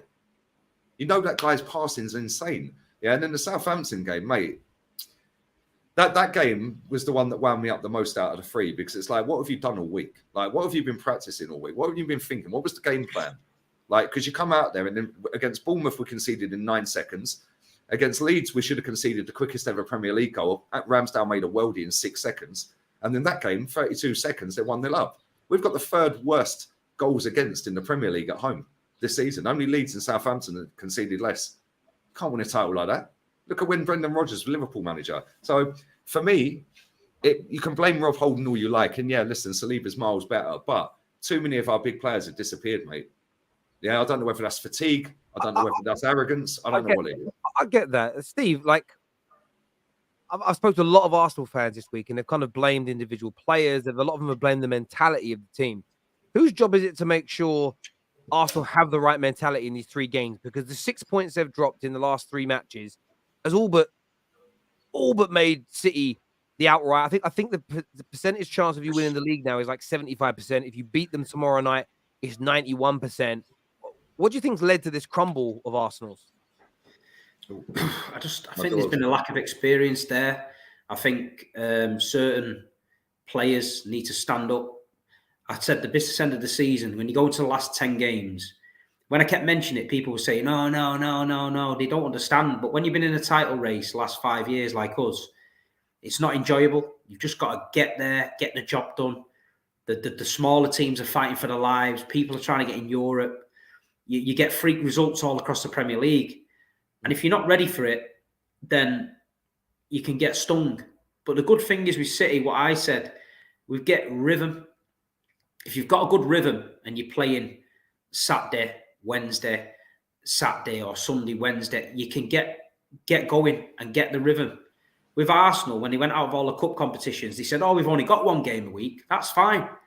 But I've said it on another stream today. If you fall off a horse and land on your ass, yeah, would you rather get back on the horse and go again? Or would you rather sit around moping all week till everyone you've got a sore ass? Because that's what they do. So they got beat. They drew against Liverpool. They had a week to prepare for West Ham. And then they got to the West Ham game, fought 2-0 up here, happy days. Next minute, bang, bang, it's happened again. Oh, shit, it's happened again. Can't believe it. Oh, we've done in week in training. This has happened again. We're going to drop points again. Panic stations. Then they got another week to think about it. They go to Southampton at home, shit themselves again. And at the end of the day, Man City in between, they beat Liverpool. Then they went and beat Bayern Munich. Then they went out to, they had a semi-final. Then they went to Bayern Munich, won that again. So the rhythm is good. We're resting players. And people were saying, "Oh, this Man City fan's arrogant and all that." It's not arrogant. It's because there's nobody more negative than me 10, 15 years ago watching Man City, because we had that typical City mentality where we used to shit ourselves and I used to think City's going to get beat. But as a football club evolves and as the fan base evolves, your mentality has got to match the mentality of the team. Otherwise, there's no point in being negative all the time if your team's so high up. You've got to be positive. So I tried to be positive. But I said to you, Terry, when I first started doing these shows, when I get this feeling in my chest, I'll tell you about Manchester City, where they're going to be. And I'm with them, the team, every game, home, away, Europe. I go with them. I get this feeling. And I got that feeling. And then when I came out the Emirates and I told you that they were all there, right, saying to me, "Oh, Steve, you've won it now," shitting yourself. And I said, "There's blood in the water and there's a big blue shark coming behind you." That was my attempt at psychological warfare. Now, Don Robbie, Turkish, Premze, all them boys have been getting great white sharks and fucking shark emojis off me every morning for the last 4 weeks. So they know what's coming, innit? I've been on 2 streams with them today. They know what's coming. And all I know is this. If anyone had said to me, by the time you play Arsenal would have dropped 6 points in the last 3 games, I'd have thought he was probably talking out your ass, looking at the games, maybe Liverpool. So when I say they've let the door open, and there's no one more unforgiving than this Manchester City team. And if they've let the door open now and we go on and win this league, it's down to, because what Arsenal have done this season is fantastic. You can't knock it. The numbers don't lie. It's not a fluke. They've played great football. They've got themselves in position where they're in because they deserve it. But it's never over till it's over. And if you fucking give Man City a sniff, Liverpool, 97 points, second. You're mad. It's like you give Man City a sniff, Pep Guardiola gets them that revved up. And people can call Manchester City supporters all they want. You've got no fans and you've got this, no. But tomorrow night at the Emirates, watch the atmosphere, watch the coach greeting, watch how Man City fans are when they get behind this team and tell me that, they're shit fans, because we was out in Bayern Munich enforced overnight and 4,500 of us got the team home. You know what I mean? We know what we're doing in these title races. We can smell it. We're on it, man. Yeah, look, Troop said something the other day. He referred to on his fan cam. He referred to a podcast and said that someone on the podcast mentioned he has a source at Arsenal. He said that Arsenal players have become obsessed with City's form of late. And that just smells right to me, because there's something been... They've started the 2 games against West Ham and Liverpool brilliantly, and they kind of ended the game against Southampton well. But you can see the nerves of suddenly come in, and I don't necessarily think it's almost... They got to 40 minutes and went, "Oh my God, we might win a title," and shit themselves. It's been a little bit of a bad moment or two, and then maybe getting into the back of their head. But look how good City look right now. I think if you guys weren't smashing everybody, I actually think Arsenal would have been okay. If you guys were grabbing little 1-0s, little 2-1s, you would get up in games. You know how you were for a lot of the season, Steve, where you were winning, but you weren't at your scintillating best. I think your recent form in the last 4 or 5 weeks, it sent a message into that Arsenal dressing room, and I just don't think that this young group and young manager collectively have been able to handle it. It's almost... We beat them in the cup, and they said after the game, "Yeah, but we didn't put our full team out, and we had better possession, and we did this, and we did this." And I knew then, I thought, you've just been beat in the cup, but you're turning it into a positive. And then they said, "We'll see at the Emirates, Steve, innit? We'll see at the Emirates." And all I said was, "We'll see." I went to the Emirates that day. Went to AFTV in the morning, did a show, and I could sense then there wasn't the confidence wasn't there. I could sense it, and I said to my mate, I went, "We'll beat these tonight here.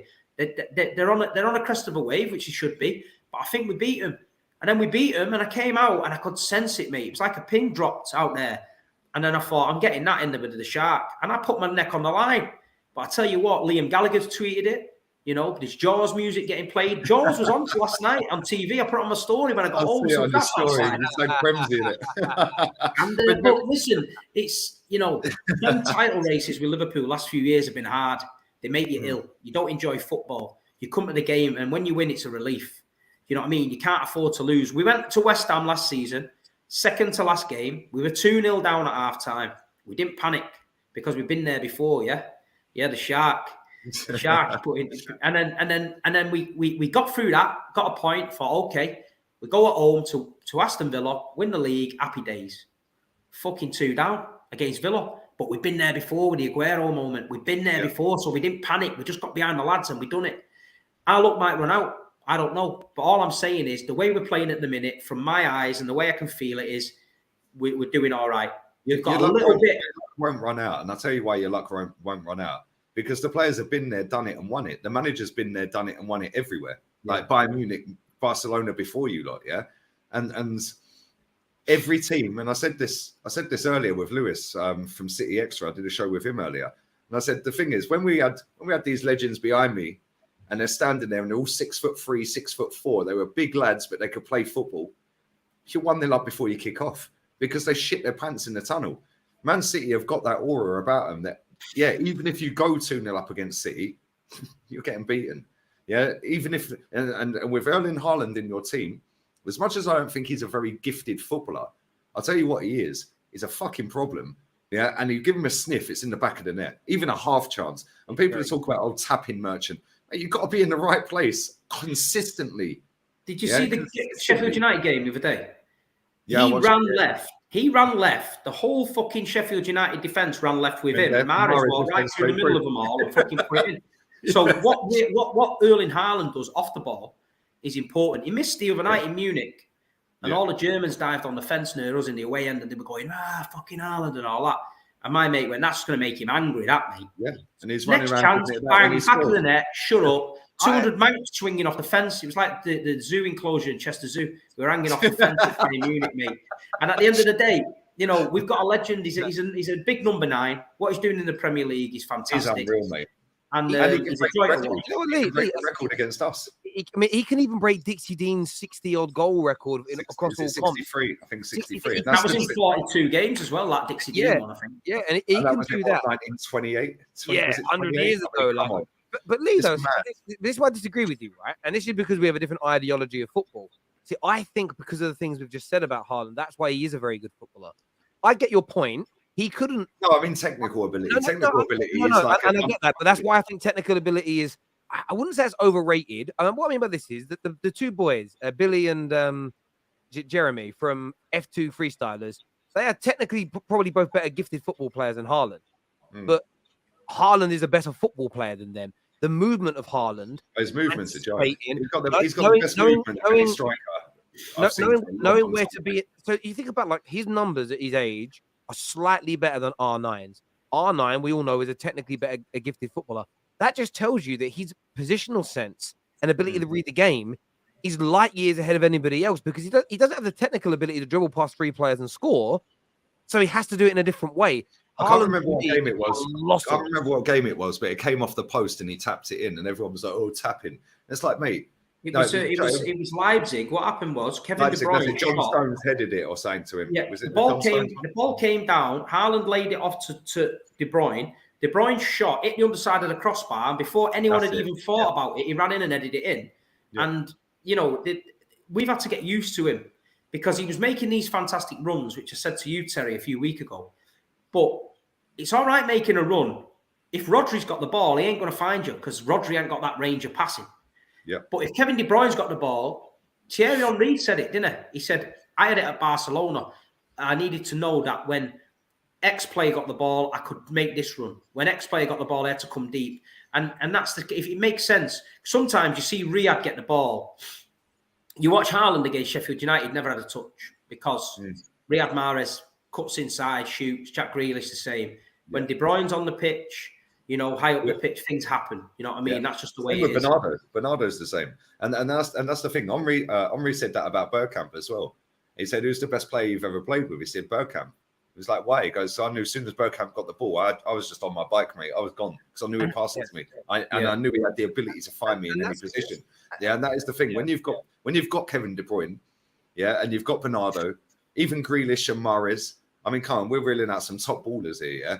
And they have got a top team, right? And this is why, like, when you look at Haaland, he just looks like he looks like he shouldn't be a footballer. Do you know what I mean? It's like he looks clumsy. It doesn't look like he should be able to run that fast. Yeah, but mate, that guy comes alive in and around the penalty box. It's a joke. Amazing. And that's why, listen, and I understand the point of technical ability, and there's a place for that in football. Of course there is. KDB, Mahrez, Grealish, you just mentioned them.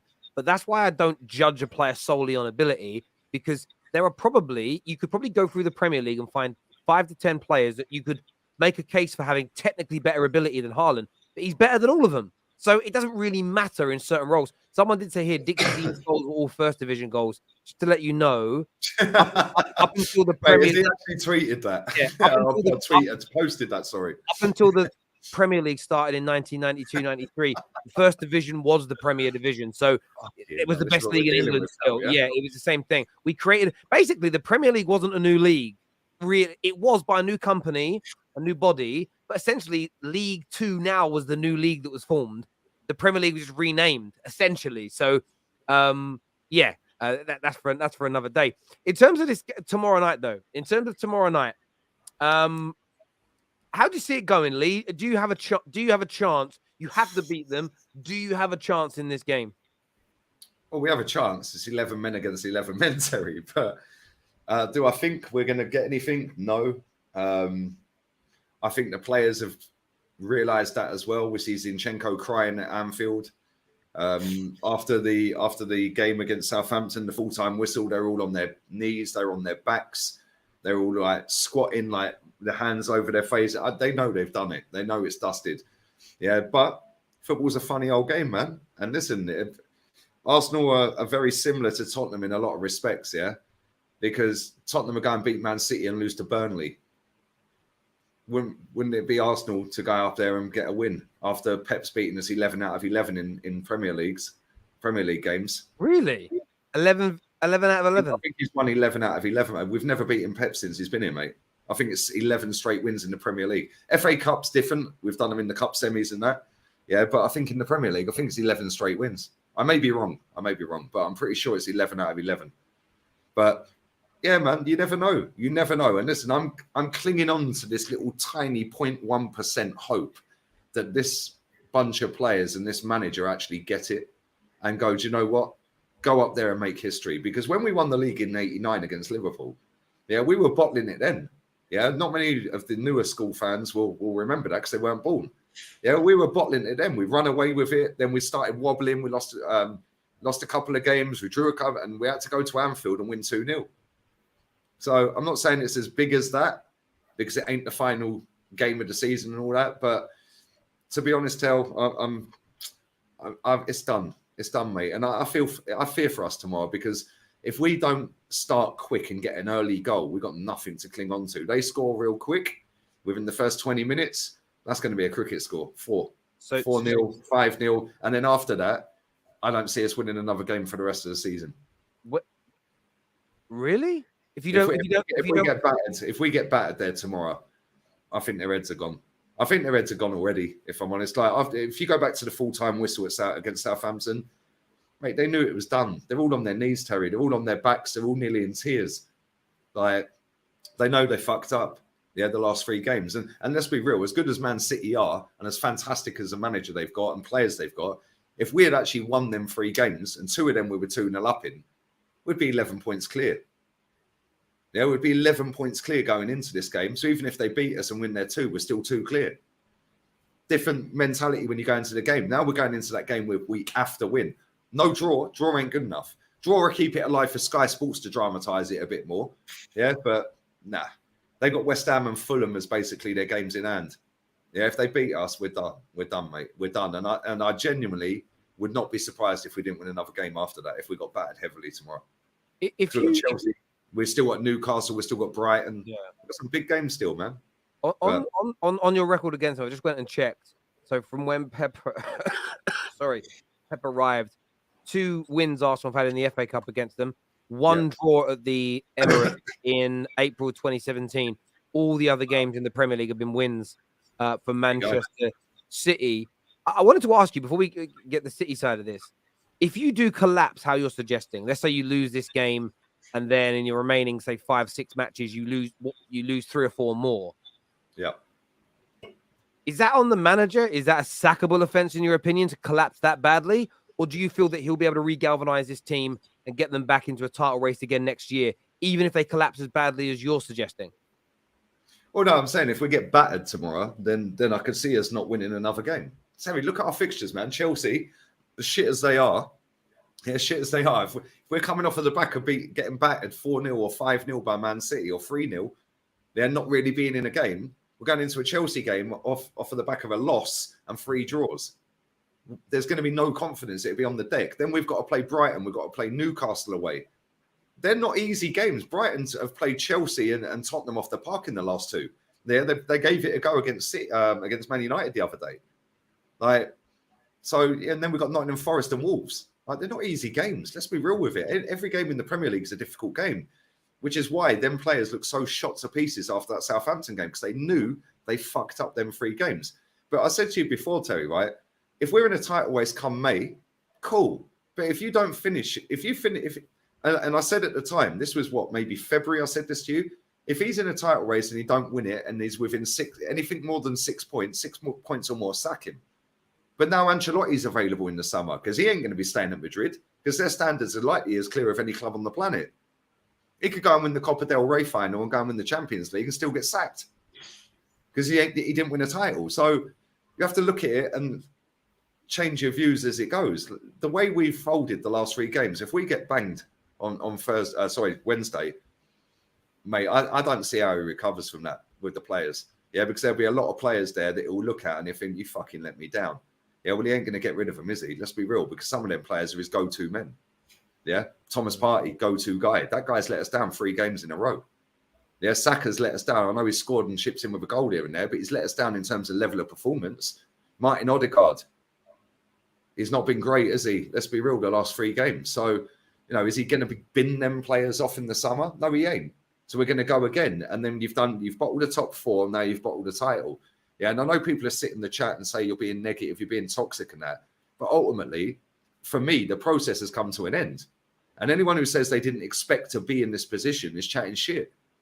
Because otherwise they wouldn't have backed the process for 4 years. Yeah, what were you backing then? Just to finish top 4? Well, if that's the case, he's done it once in 4 years. Get Wenger back on the phone. It's true though, isn't it? Let's be real. And Terry, I think he's done fantastically well. And I don't necessarily blame it all on him if we don't win the league. But his tactics at Anfield, yeah, his subs at Man United away, yeah, West Ham, Southampton, them 4 games have ultimately cost us the title if we don't win it. Yeah, and they're all on him. Yeah, then Edu not giving him what he wants. He can't help that. But then them players have to take responsibility as well. And some of them just really ain't good enough, mate. Yeah, I've been Zinchenko in the summer in a heartbeat. Yeah, it ain't good enough. Yeah, it's good when it works. But when it don't work, he's never in the picture. Every goal we conceded 14 in the last 10. Go and have a look. He's never in the picture, mate. Yeah, he's a left back. You have to find a way. And if he's going to play that system again next season, cool. Or maybe you need to adapt that system then.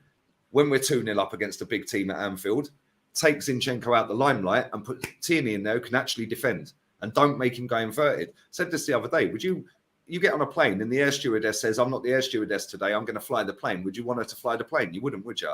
So why are you putting Tierney inverted? It makes no sense. He's got no technical ability at all to play inverted. If she doesn't have a pilot's license, I 100% agree. Yeah, she's a pilot, then cool, but yeah.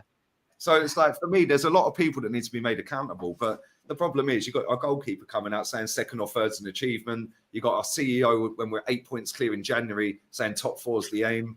No accountability. Our fan base will have parties down the Hornsey Road, party poppers and bunting out if we finish second. Oh, nearly. We put the pressure on. Like, come on. We bottled an 8-point lead, mate. Yeah, and I know City are great, but if we did our jobs properly, we win the title. I get that. Steve, how do you see it going? I mean, I know that, as you say, do you find, are you nervous about this game, or do you feel really comfortable going into it? I'm not nervous, I'll be honest. I'm not nervous. It's just another big game in the title running for me. The games that get me nervous is Brighton, Brentford, shit like that, where you think, fuck, if City don't turn up for this.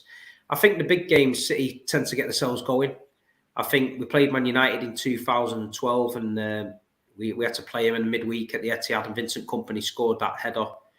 And I think that's when we decided, we knew things were going to change. I think tomorrow we know what we've got to do. We've always got to be on standby for when Arsenal slipped, and they slipped 6 points, dropped 3 games, has let us in. So now we've got to go and do what we do, get to the Etihad tomorrow, make sure the fans turn up, make sure we start fast and put the pressure on them. I said it on the stream before, if I'm the City players, I'm saying to them, you fucking bottled it, mate. I'm on the pitch, I'm in the rear, I'm telling them their asses have fell out. I'm just trying to get into their brains and make sure that we knock them off their game. Arsenal can turn up there. If you back a dog into a corner, you can get bit.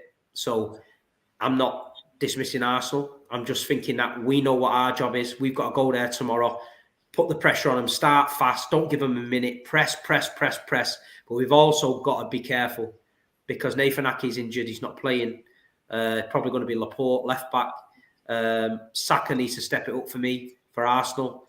He's got his chance. He can go at Laporte. I think they can get at him down there. But we're just a different animal at the minute. Ruben Diaz coming back was massive. Rodri, all the boys know what they need to do. I just think we know what we need to do. As a Man City fan's point of view, we've been here before, and I'm confident, man. I'm confident. Mm. After all I've said as well, Terry, by the way, because I see there's a lot of these little mutants, I call them now, in the chat, yeah? They don't understand the aim of elite sport is to actually win something, not just be the plucky loser. Yeah, but I get it. They've never seen Arsenal win a league, and Wenger told them fourth's great. Yeah, so I kind of get it. Yeah, but I did say if he was in a title race come May, yeah, I would lay off him. Go and have a look at every single one of the 1,000+ videos I've done all season. I've laid off him. Yeah, but ultimately, when you're 8 points clear, I expect to win the title. I don't care who we're going up against. Yeah, don't care who we're going up against. And listen, he ain't the only manager out there that can get Arsenal in a title race. Ancelotti, in a heartbeat, I would swap him instantly. Diego Simeone, these kids will cry about that. He plays negative football. We'll go. I've been to the Wanda Metropolitana, yeah, and I've asked all them Madrid fans that I see, they love him. So I want winning football. The process has gone to an end. There is no process now. We're in the title race. So if he leaves the club, is the club folding? No, it's not. So he's not the be-all and end-all, is he? He's a paid employee of a football club. Don't get attached to a paid employee. That's it. And if he leaves the club by mutual consent, or he goes and wants to take Real Madrid or Barca job, what, we're going to liquidate? We're not, are we? So come on, let's get real with it. At the end of the day, the aim is to achieve the major honours. And fair play, he's done fantastic. I've given him his props all season. But ultimately, if we do not win it, that's a big bottle job, mate. 8 points clear when we're setting the pace and putting up record numbers and that against a team like Man City. Yeah. And this is why you go all the way back to the very beginning, Terry. I never wanted a fucking youth project. Yeah, because that is the excuse this fan base will hide behind if we don't win it. Jesus, I've never heard him speak all season about young squad. We draw to Southampton. He's kind of, wow, it's a young squad. It's a guy that's won 4 titles with Pep. Talking about young squad. I thought you were in there to change the mentality, mate. Like you and Zinchenko doing cheerleaders and that. Like, I hear that. There's a super chat here that says Ancelotti, his highest points total is 92 in 2015, and he's won 5 league titles in 3 decades. Great cup manager, but Pep is a different animal domestically. That's true, but at the same time, yeah, who's better, Ancelotti or Arteta? Oh yeah, we know. Well, we go then. Like, come on, this is not the only manager in world football. I don't know why people are so attached to him. Maybe they fancy him. I don't know. Hakeem here says that Lee, if the only time you enjoy football is when you lift the trophy, then you're going to spend more times not enjoying it. I get your stance, though. No. You know what else is bad as well? That say if the madness happens and Arsenal go 2-0 up, I fancy City to beat them. Mate, and do you know what? I'd fancy us to bottle it as well, Steve, based on the 2 games we were 2-0 Yeah, up. I think that I think they've left that open where the fact that the players will be thinking, you know what? But if Man City went 2-0 up, you know, I think the Arsenal team would think, fucking hell, we've got to dig in here. Mate, we'd see Granit Xhaka getting 2 foot on Rodri and get sent off like he did last time. Like, and this is the thing, like, I've enjoyed watching my club this season for the first time in a very long time. But at the same time, irrelevant wins that lead to nothing are irrelevant. I said this how many times, Terry, with you? Irrelevant goals that lead to nothing are irrelevant. Yeah, look how many goals Harry Kane scored. He's won fuck all. They're irrelevant. Relevant goals. You can end up being the Premier League, England, and Tottenham's top goal scorer. You've won nothing, mate. Irrelevant. The aim of elite sport is to win. And when people say toxic and negative, well, hello, elite level sport is toxic. I hear you on that. Mike here says, if Lee is Arteta out, that would suggest at some point he was Arteta in, because you can't be out unless you were in. I think I've cracked the code. Mate, go and have a look at my video on the 25th of November, 2019. Yeah, the video is still there because I've never deleted it. I said I'm Arteta out before he even gets the job. Yeah. And to be fair, he won an FA Cup, and I love that because I love that competition, which is why since then I am so fuming at him that he's been that 3 years in a row. Yeah, and if he don't win the league this season, he's won 1 trophy out of 14 attempts, 14 different trophies. He's won 1. I hear that. Is that where we're at? Sorry. Mark here says, Lee, do you honestly think Ancelotti is a better manager than Pep? Pep has won more and revolutionized the game where other teams have copied us. Well, shall we all pack up shop then? Yeah, because I'll tell you what, we're going to see something next week. Yeah, when Real Madrid and Man City go toe-to-toe again over 2 legs, yeah? It's not going to be a foregone conclusion. I'm sure Steve's going to be super positive about that and say, yeah, we're going to win it. I tipped Man City to win it like at the start of the season, but now they've drawn Real Madrid. We're going to see, haven't we? We're going to see. Ancelotti, how people dismiss this guy is unbelievable, mate. He's won 5 titles in 5 different leagues. He's won the Champions League with 3 different clubs. Like, come on. How are you dismissing this guy and making out Arteta's better than that? It's mad. Yeah. It's mad for me. I mean, Arteta's not better than Carlo Ancelotti. Pep, Arteta I think he is, well. Arteta has done well, but ultimately, Terry, if you give Ancelotti £500 million and 4 years and 21 new players on top of the 8 that he's kept that he inherited, what, you're telling me he ain't going to win a saying? No, mate, I don't disagree with that. Christine here says Lee's inconsistency. Tierney dropped a stinker against West Ham, and his error led to a goal. Yet he shut up about Zinni. Won't shut up about Zinni on the other hand. But okay, go and have a look at the last 14 goals we conceded, mate. Yeah, how many is Zinchenko in the picture for? He's our left back. Kieran Tierney runs out of defence to play offside, not knowing that Rob Holding was still there. Yeah, cool. You can blame that on Tierney. The goalkeeper's still got to save it, by the way. Yeah, so one mistake, Tierney straight out the team. He cost us 2 goals at Anfield. He cost us 2 at Southampton. I guarantee he starts tomorrow. Yeah, that's what I'm talking about, accountability. There is no accountability. He's got his favourites, and rightly so, every manager does. But ultimately, you want to win a league. Yeah, and Zinchenko's a part of the reason why we're top, but he's also a massive part of the reason why we're not going to win it. Too many errors. Fair enough. Arsenal made too many mistakes to win this season, is what Alberto has got to say here. And Debbie says, do you know what I hate the most? The fact that everyone is like City cheated. Okay, that's fair, fine and dandy.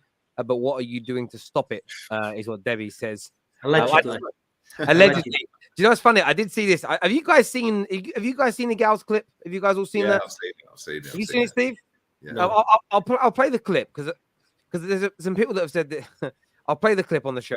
Being a number one of the best managers this year and being the potential manager of the year, I think all of us would have said that based on the run of this season. If we don't finish at the end of the season, I still believe he'll be manager of the year based on the progression that this team made and how we've been playing this whole season. Don't just think, oh, because you didn't get the final prize. You did say potential. Your words wasn't potential, G. Bro, I always said potential. Do you think? No, you didn't. You said he is. You said no. Okay. Even if they finish second, he's manager. Let me rephrase it. Let me rephrase it. Okay, then. Chuck potential out. He is going to be manager of the year, no matter what happens with this. Hang on a minute. Whatever, bro. So if Pep wins the treble, it doesn't matter who wins the league. Let me answer my question. if Pep wins a treble, Arteta is the manager of the year. It doesn't matter what Manchester City do. Arteta is going to be the Premier League manager of the year. And it went on a little bit, and I tried to specify with him, like, to be fair, what they do in the Champions League, and FA Cup's got nothing to do with Premier League Manager of the Year.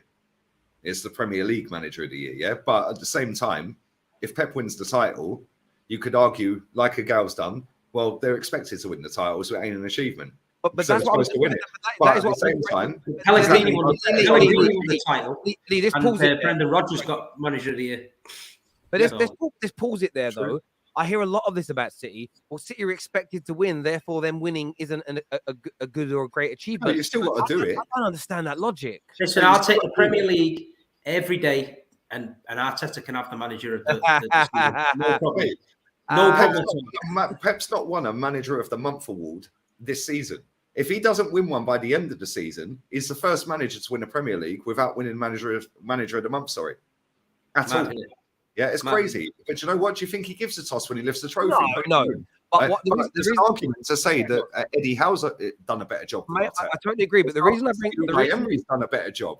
The reason that I bring the clip up, 16th to 6th. I get that. The reason I bring the clip up, though, is a lot of Liverpool fans that commented on it and liked a few comments on it when I posted it on Twitter, basically saying, like, Arteta deserves it because City have cheated. They've spent billions. They've falsified stuff. They ain't cheated, man. This is another thing, right? An owner wants to put his money into a football club. The Premier League deem that as bad and negative and toxic. But an owner like Daniel Levy or the Glazers or Brighton's owner, that just buys players for 2 mil, sells them for 50 mil, don't reinvest it. Oh, they're all great. Well, how? Because all they're doing is building their portfolio up off of the back of having a Premier League club. Sheikh Mansour actually actively wants to put money into his football club to be the best, and that's seen as a problem. We need more owners like Sheikh Mansour. The day Arsenal get a Qatari or a Saudi in their club, mate, oh my days, all of these losers leave. Yeah, because all of a sudden we're now going to be up there as the best. Yeah, and until that day, Terry, we're still going to have this. The only thing people can say, like I say, it's allegedly. You'll see what's coming with that in the next few weeks. You might be shocked. You ain't going to get done for it. Juve got their 15 points back. So listen, you don't need to be done for it. An owner wants to put his money in to achieve more. How's that a bad thing? If more owners did that in the Premier League would be even bigger than it is. Why is the Premier? It wouldn't surprise me if some of these Premier League hierarchy have got investments in ENIAC. Like, come on, let's be real. How's he allowed to build a stadium, a go-karting, NFL, and all the other stuff he's got going on there? Like, come on. There's got to be some inside investment somewhere along the train and the hierarchy in the Premier League or something, or the FA. It makes no sense. How can Brighton go 121 years with no trophy, Terry, and everyone's lauding them up as, oh, look how fun. They ain't won. So I see somebody the other day say, yeah, but look at where Brighton were 11 years ago. Yeah, they've still won no trophies. Fast forward 11 years, they've still won nothing. How's that an achievement? Only in England do we have this mentality of building up mediocrity and losing as an achievement. Don't happen in any other country, mate. It's mad. Well, I know what's going to happen. The thing with City is, look, obviously I made content when all the allegations were coming out, when things were in the media, we did the videos, we spoke about it, and I stand by what I said. If they have cheated, the punishment should be massively severe, title stripped, kicked out the league. I believe that. If they haven't cheated, a lot of people are going to owe Man City a massive apology. But the one thing you don't do in the build up to the verdict is try and play down. Like I saw Hassam say today, like it's much easier to win when you cheat the system and have a £1 billion team. Now, I've seen a few gooners on fan cams talk about how, yeah, but coming second to City is almost better than City winning the league because of all the money they have. You know, they have an unfair advantage. I don't know. For me, if City have cheated... Did that Letty fans say that when they dominated and won the league at Barcelona's ground and won the Copa del Rey final at Madrid? If City have cheated, then they'll be punished for it and it'll be proven. If they haven't, you can't moan about a club whose owners, by the way, are willing to pump money in when your owners are not. Like that's the one thing that's always bothered me. Yeah. United fans always say, "Oh, but City's owners pumped all that money in. Roman pumped all that money in." I'm like, yes, that's why I don't like the Glazers. We took 1.5. Our owners took 1.5 billion out and had their banker friends come and run the club for a decade. That's what I'm angry about. I'm not jealous that another team has got more money than me. You'll never find a video where I moan about the money that Chelsea or City or Newcastle have got. Never existed. It's never been done. it's never been said, because there's a limit to how much money can be pumped in by owners now under FFP. All of our owners, I worked the stats out on it recently. They're only allowed to pump £100 million every 3 years in. Arsenal's owners worth £15 billion. 100 million every 3 years to him is pocket change. It's pocket change. It's not a lot of money in the grand scheme of how much money. And by the way, sorry, that's their net worth, let alone the income that their companies generate, who could sponsor training grounds and whatever else. It's a nonsense. All of our owners can pump in what Sheikh Mansour has pumped into Man City. There is no difference. There is no difference. They could all do it because they're all rich. None of us have poor owners. Like, no billionaire is poor. And yes, Newcastle's owners are worth like 500 billion. They actually make Sheikh Mansour look poor comparatively.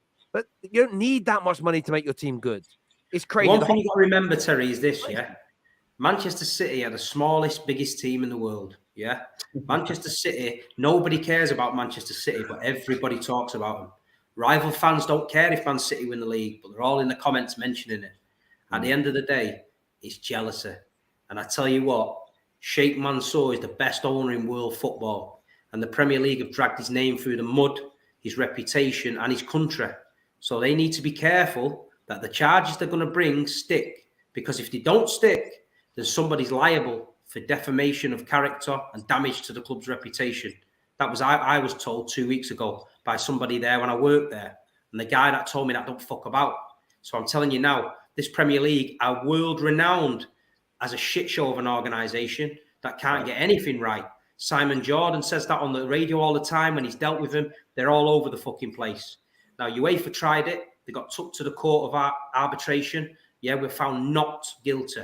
So all these internet lawyers in the chat, not guilty. Yeah, the transfer ban and all that Champions League ban was thrown out the way. So you can't win as a Man City fan, because if we're found not guilty, apparently we've paid them off.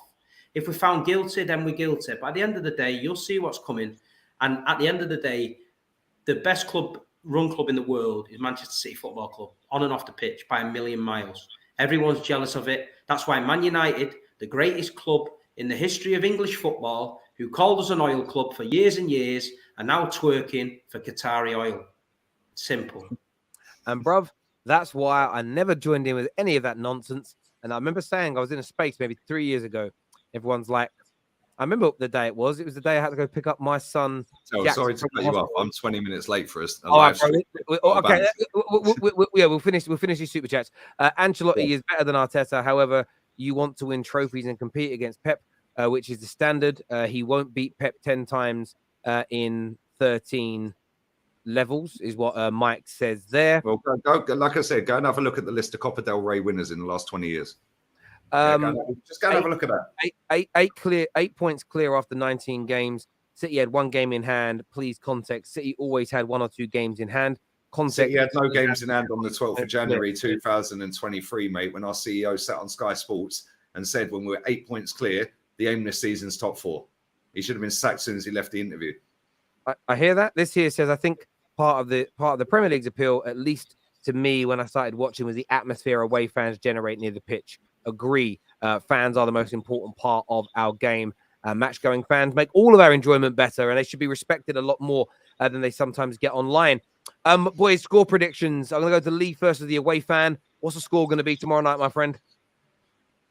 I've got no confidence, no hope. 4-0. 4-0 City. What are you going with, Steve? Yeah. 3-0. 3-0 City. I said it last night. I'm going to go, this is hopeful. I'm going 2-2.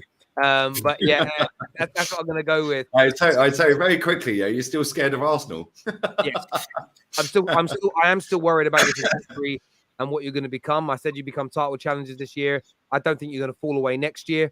And of course, I'm still very, very scared of how good this goddamn City team is, because they're hunting down a treble, and maybe my boys have got to beat them in the FA Cup finals to stop it. But we'll see.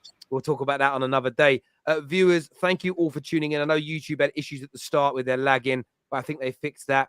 Smash the like button before you leave. I just want to say as well, we are raffling away 2 tickets to the FA Cup final plus £250 spending money. You can see that here on the screen in front of you. You've got a long time. So if I click on the view the raffle here, it will load up on the screen. As you can see here, you've got 31 days still of this running as an example. That'll be done and out pretty soon. You could enter. All you got to do is sign up. We're verified on raffle to get that done. The draw's on the 26th of May. Link in our description below. That's for 2 tickets to the FA Cup final. Plus, I will be giving you £250 spending money for the day as well. You can go and enter that raffle right now. Link in our description below. But Big Steve, Lee Gunner, always a pleasure to talk football with you boys and do the show together. Until next time, everybody, look after yourselves. Take care. Goodbye. God bless. And we'll see you all again soon.